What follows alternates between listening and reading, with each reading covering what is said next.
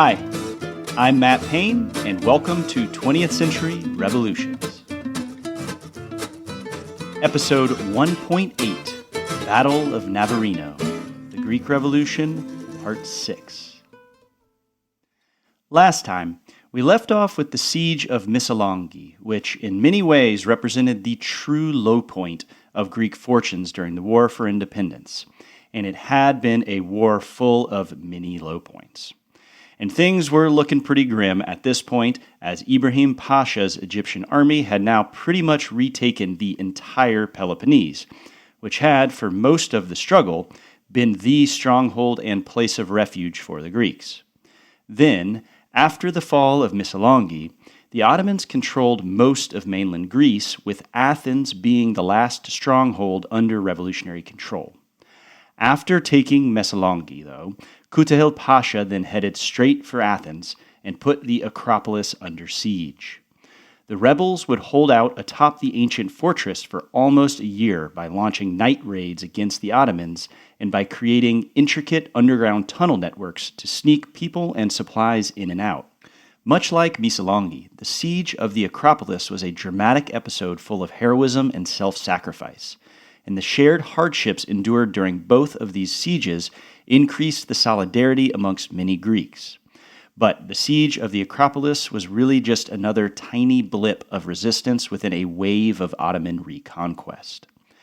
Once the Ottomans did take Athens in the spring of 1827, there were really only a handful of islands, such as Hydra, home of the Kondoriotis brothers, which remained under Greek control. There were, of course, many fighters, klephs, armatolos, and chieftains in the Peloponnese and western Greece still holed up in the mountains, but they were being slowly driven out as Ibrahim's army devastated the land they conquered in a deliberate effort to sap the Greeks' will to fight. Ibrahim was executing a devastating scorched earth campaign during which he would enslave thousands of Greek soldiers and civilians and displace no less than a third of the inhabitants of the Peloponnese, who were left homeless after seeing their villages burned to the ground. Ibrahim's strategy of terror was working, and many people were either fleeing from Greece or laying down their arms and submitting to the Sultan. So, what's going on here? I thought that the Greek Revolution ended with an independent Greece, and this is our last episode on the Greek Revolution. So, what? The Ottomans are about to win?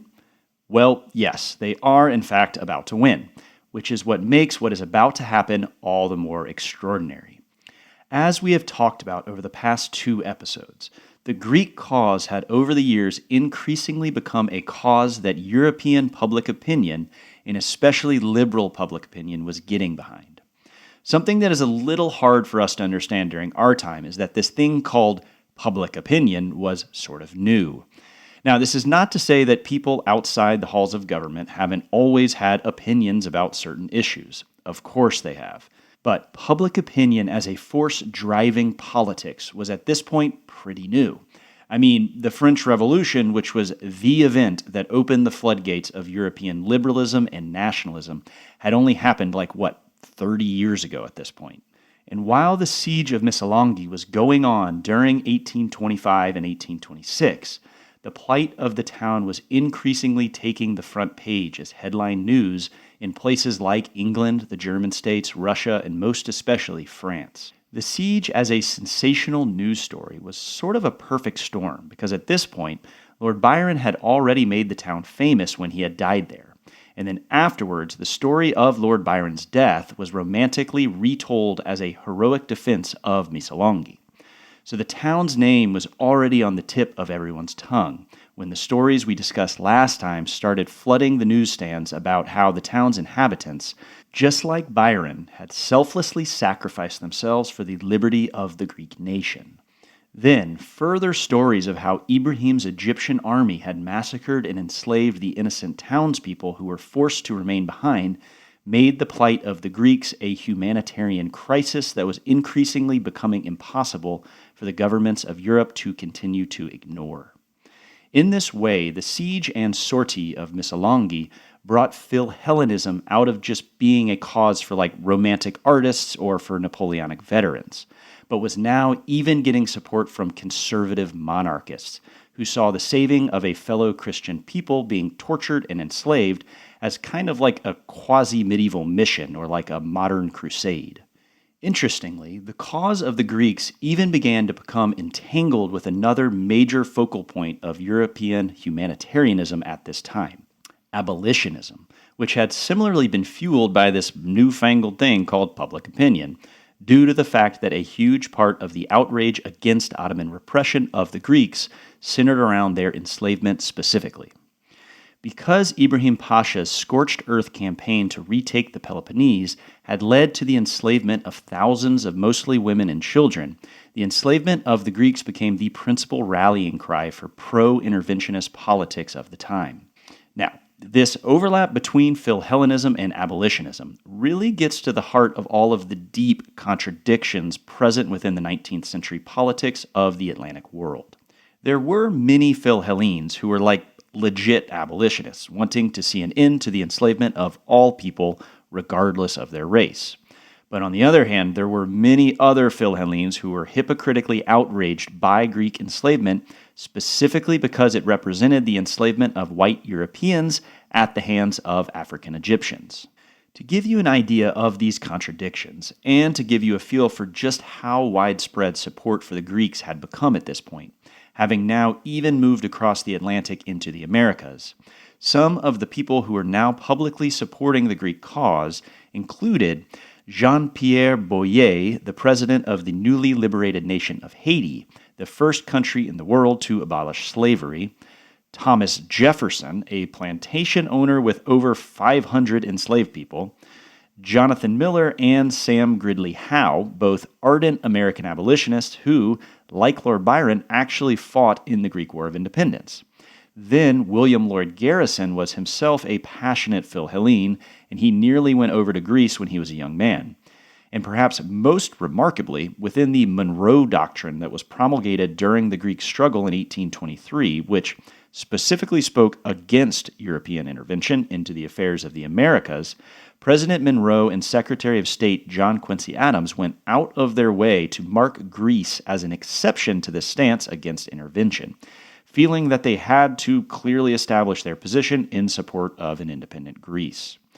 And then in Europe, news of the siege of Missolonghi had led to an explosion of artistic representations of the Greek War that included multiple paintings by the French Romantic painter Eugene Delacroix, whose most famous work depicting the July Revolution of 1830, Liberty Leading the People, would actually hang in the throne room of King Louis Philippe. But Delacroix actually first came to fame through his dramatic depictions of the massacre of the Greeks on the island of Chios, and then of the siege of Missolonghi itself. And I would highly recommend checking out Delacroix's paintings on the website 20thCenturyRevolutions.com, as Delacroix's paintings of the Greek struggle are excellent visual representations of the many contradictions embedded within Philhellenism. And then, along with these visual representations, the Italian Romantic composer Gioacchino Rossini premiered his opera, The Siege of Corinth, in 1826, which depicted a 15th century Ottoman siege of a Greek town, but which quite intentionally evoked the contemporaneous siege of Missolonghi, as the opera ended with a dramatic scene of mass suicide and was infused with messages of Greek freedom from Ottoman oppression. And when Rossini's opera premiered in Paris, it created a sensation across France in 1826, just a few months after the siege of Missolonghi had ended in catastrophe for the Greeks. All of this outpouring of support for the Greeks made it increasingly awkward for the governments of the great powers, specifically Great Britain, Bourbon France, and Tsarist Russia, because they all had as their official policy not only supporting the Ottoman Sultan, but also just a general opposition to revolutions of any kind.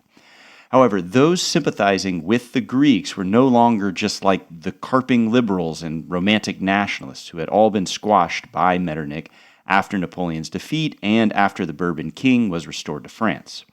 Even conservatives in some of the highest posts of government were now getting on board, with probably the two most significant figures being the Foreign Secretary and eventual Prime Minister of Great Britain, George Canning, and then Alexander I, the Tsar of Russia himself.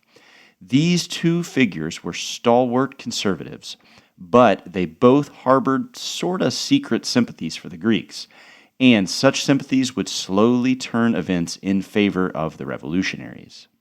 During the mid to late 1820s, there was a very, very subtle shift taking place in the norms of great power diplomacy. Basically, Tsar Alexander was at this point becoming ever more impatient with Metternich and his excuses for doing nothing for the Greeks.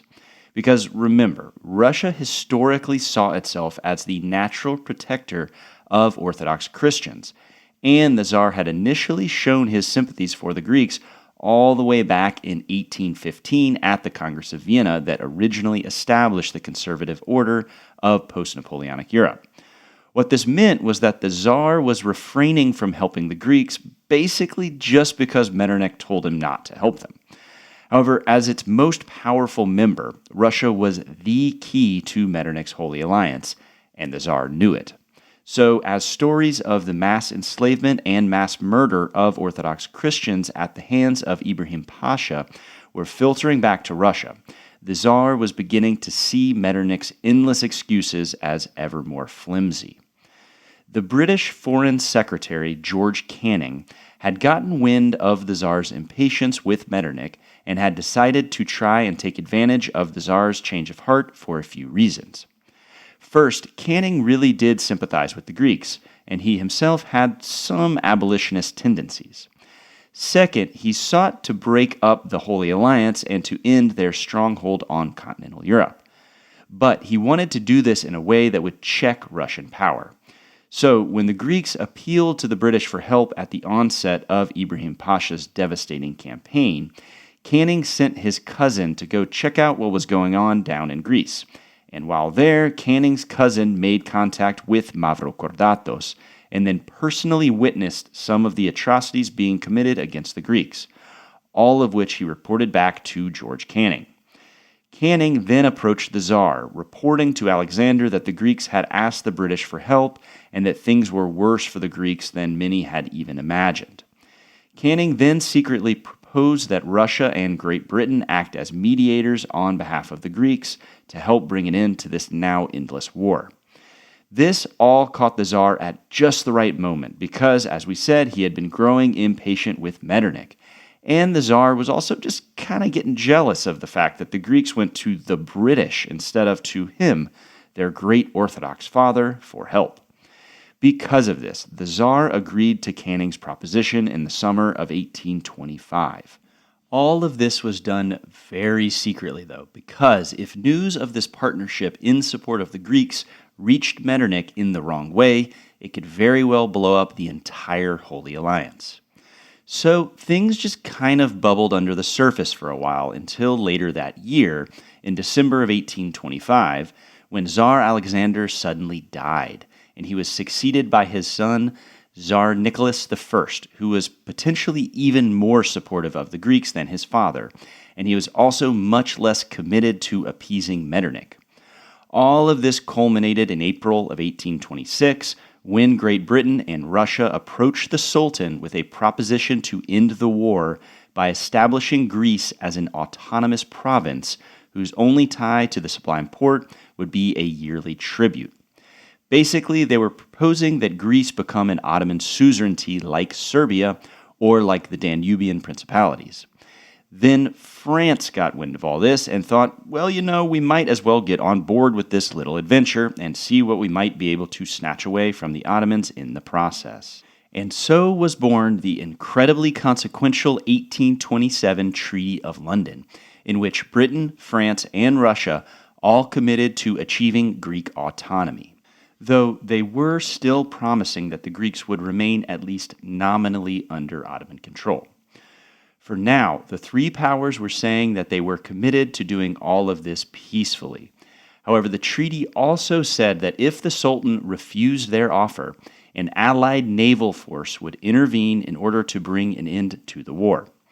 It was kind of inevitable, though, that the treaty would prompt a crisis leading to this naval intervention because One of the stipulations was that Greece would get a seat at the negotiating table with the Sultan, and everyone involved knew that the Sultan was bound to reject this idea.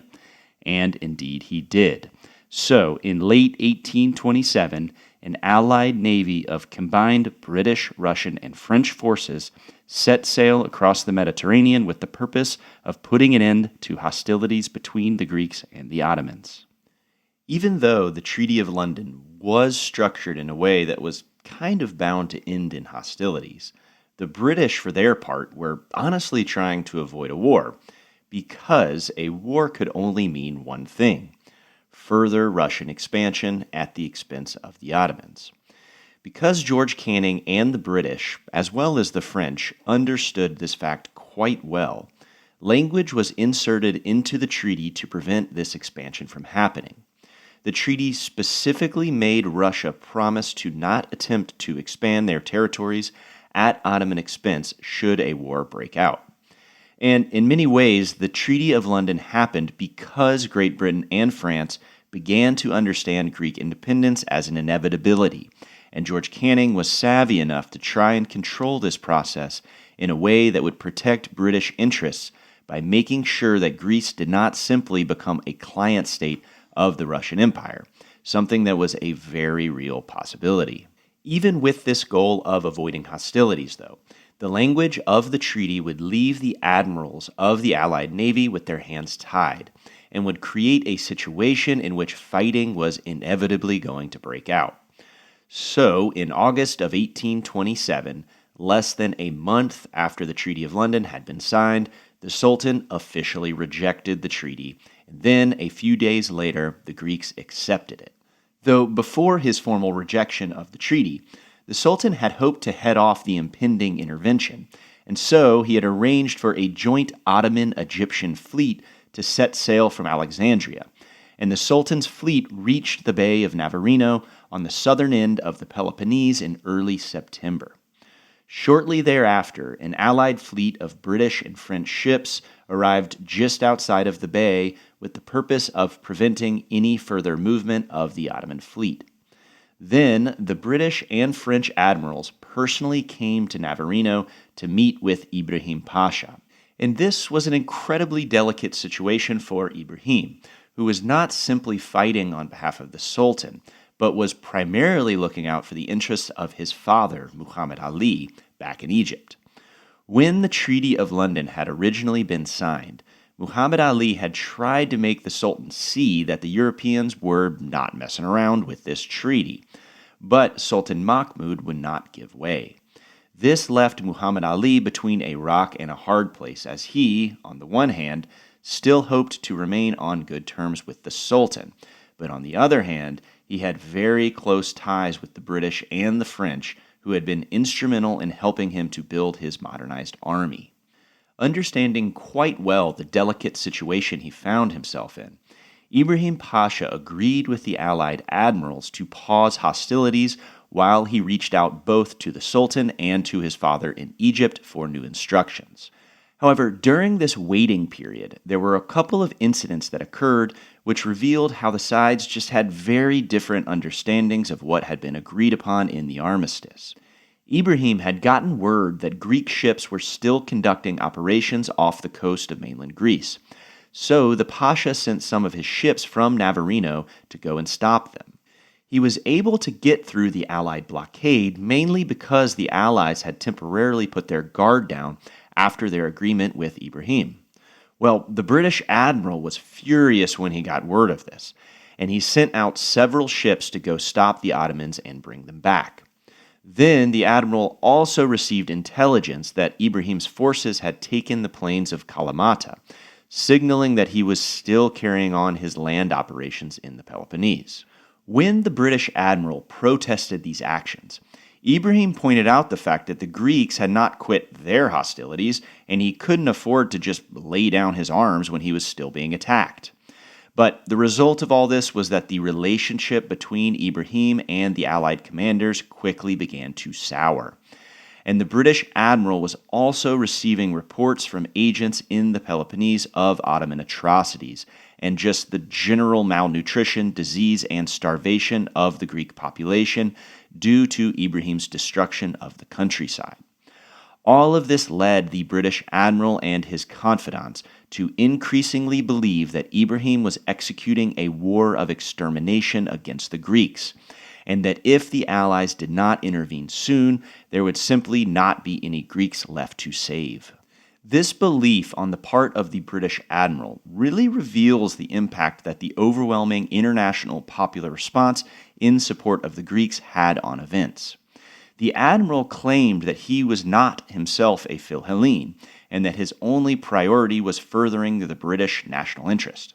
However, the narrative of Greek extermination at the hands of the Ottomans had been a central part of the humanitarian effort of the Philhellenes, best seen through the melodramatic works of art depicting Ottoman atrocities. Ibrahim Pasha was absolutely waging a war of terror and destruction against the Greeks in order to sap their will to continue fighting. However, it is not at all clear that the Ottomans had the extermination of the Greeks as a goal. They simply wanted the Greeks to submit to the Sultan and have the territory and people of Greece be brought back under Ottoman sovereignty. Nevertheless, the British leadership at Navarino believed that Ibrahim meant to put an end to the Greeks as a people. Weighing all of their options, the admirals of the Allied fleet decided they had no choice but to try and force Ibrahim to end hostilities, and they entered the Bay of Navarino in October of 1827. And then, as so often happens with these sorts of things, the first shot of the battle went off by accident when a British ship approached an Ottoman vessel to ask them to simply move their position. But their approach was mistaken by the Ottomans as an attack, and so they were fired upon. Events then quickly took on a life of their own, and a full-on naval battle ensued involving hundreds of ships and several thousand sailors. The Battle of Navarino holds a special place within naval history, as it was the last major battle fought entirely using sailing ships, so it represented the end of the great sea battles that had defined the Napoleonic Wars. The battle did not last long, however, as the superiority of the combined British, French, and Russian navies became quickly apparent, and they devastated the Ottoman-Egyptian forces. Because the Ottomans had been using Navarino Bay as the center of their naval operations, this defeat meant that nearly the entire Ottoman-Egyptian navy was now sunk as a result of this battle. They still had a few ships here and there, but for all intents and purposes, the Ottomans were now fully unable to exert any sea power whatsoever. For the Greeks, the news of the Ottoman defeat at Navarino was nothing less than miraculous.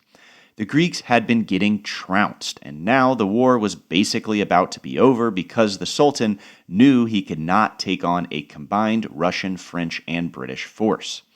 The Ottomans were now cornered, and the war, which had been dragging on for over 6 years, was coming to an extremely abrupt end.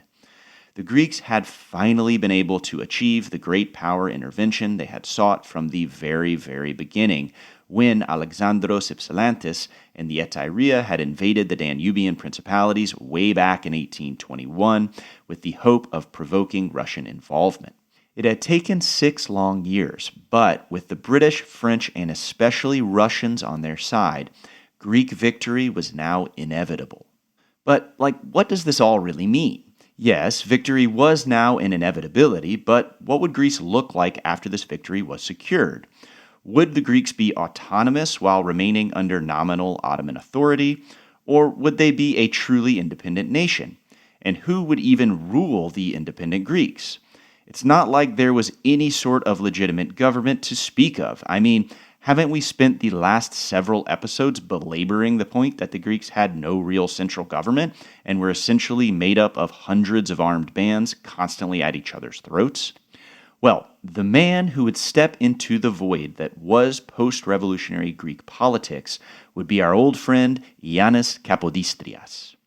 Now, you may remember Kapodistrias from way back in episode 3, our first episode on the Greeks, when we introduced Kapodistrias as the Russian foreign minister who refused the leadership of the Flikietairia when they approached him in 1818. Well, in the meantime, Kapodistrias had kind of just been doing his thing, serving the Russian Tsar while always secretly harboring aspirations to one day return home to become the leader of an independent Greece. So when the Greek National Assembly elected him as their first head of state in early 1828, he was ready and waiting. Now, Kapodistrias is an interesting dude because he did not immediately flock to Greece when the revolution began, as so many of his compatriots had, who were all similarly part of the European Greek diaspora. Like the Ypsilantis brothers and like Mavrokordatos, who had all joined the revolution early on, Kapodistrias was also from an illustrious and aristocratic Greek family.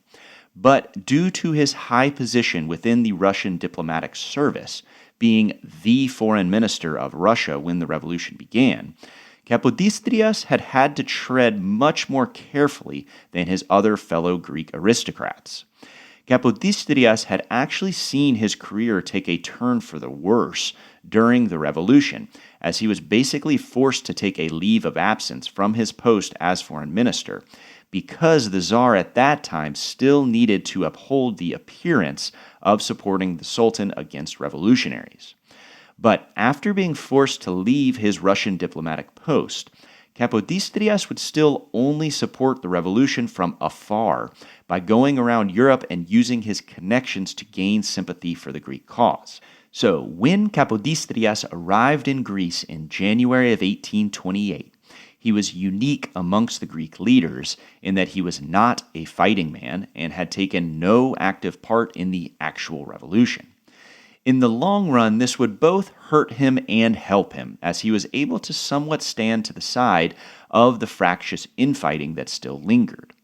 But at the same time, he got a lot of side eyes from Greek revolutionaries who saw him as a foreigner who meant to make himself dictator of Greece. For the time being, though, all sides believed that Kapodistrias had the support of the three great powers behind him. This was not fully true, as his relationship with Britain, France, and Russia was at this point fairly complicated. But none of that really mattered because everyone in Greece believed that he had been sent by the Allied forces. The Greek warlords knew that they could never dream of facing off against the great powers of Europe. So, for the time being, they held their tongues and listened to Kapodistrias, going along with his plans. For now. But boy did Kapodistrias have some challenges ahead of him. He was taking the leadership of a country completely devastated by years of revolutionary and civil wars that had basically stopped all normal economic activity.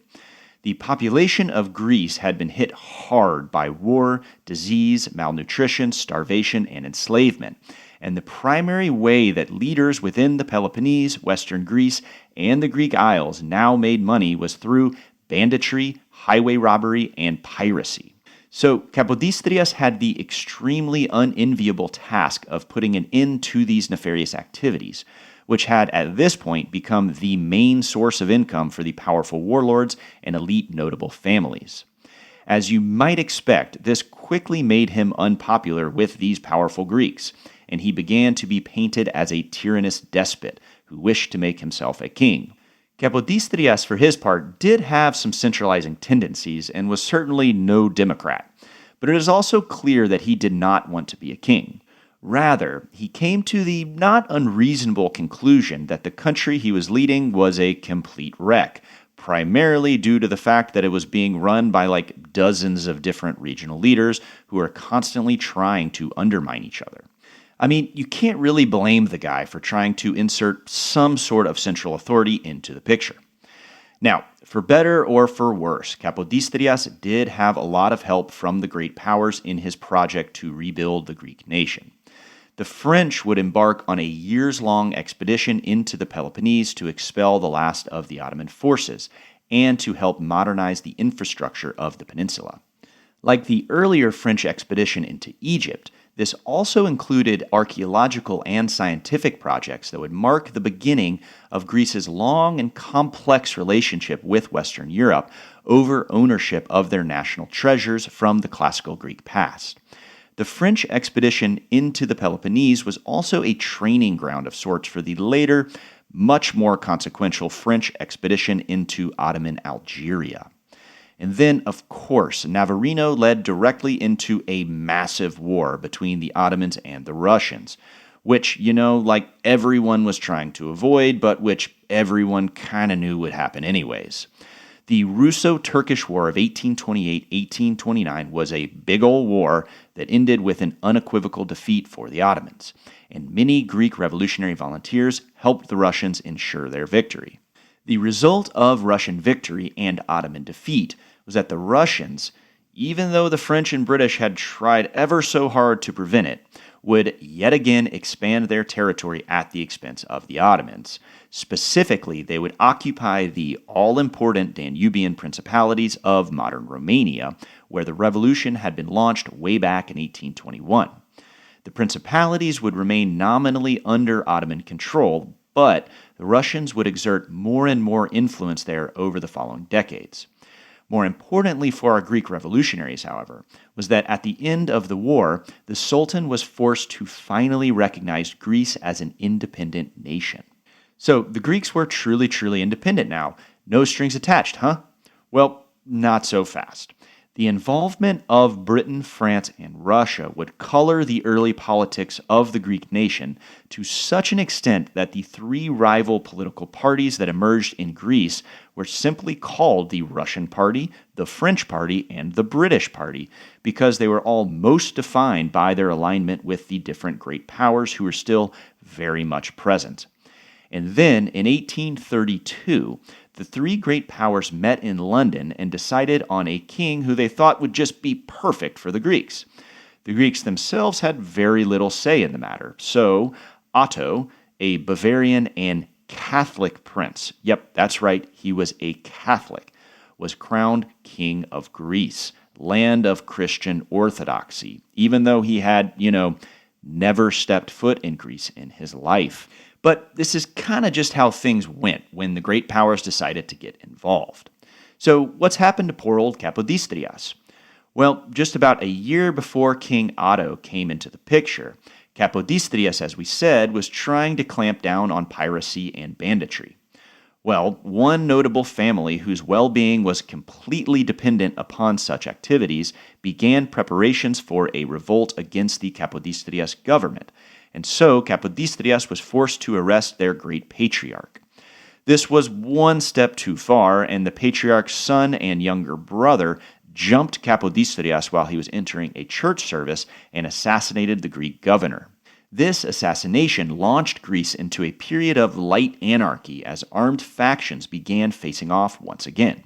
Though things did eventually simmer back down once King Otto was brought in by the great powers.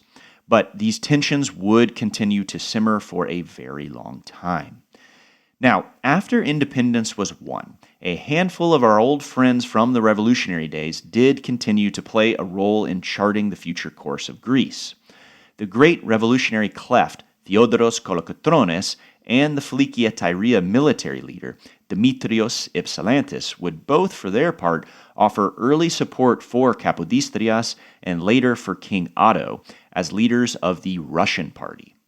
In opposition to them would be the wily political survivor Alexandros Mavrokordatos, who would emerge as the leader of the English party, and Mavrokordatos would outlast many of his revolutionary rivals, Kolokotrones and Ypsilantis chief among them. Over the following decades, Mavrokordatos would serve as a diplomat, as Minister of Finance, and several times as Prime Minister, remaining very influential during the first 30 years of Greek independence, up until his death in 1865. And in many ways, Mavrokordatos would stamp the early history of modern Greece, really more than any other revolutionary leader. And so, even though there would be some growing pains, and the great powers were always kind of lurking in the background, the Greeks had achieved the impossible. They were not some autonomous principality owing tribute to the Sultan. They were now the Kingdom of Greece, and they were truly independent. This was a big deal, and it would serve as inspiration for many revolutionary nationalists still under the Sultan's thumb, but wishing to break away completely.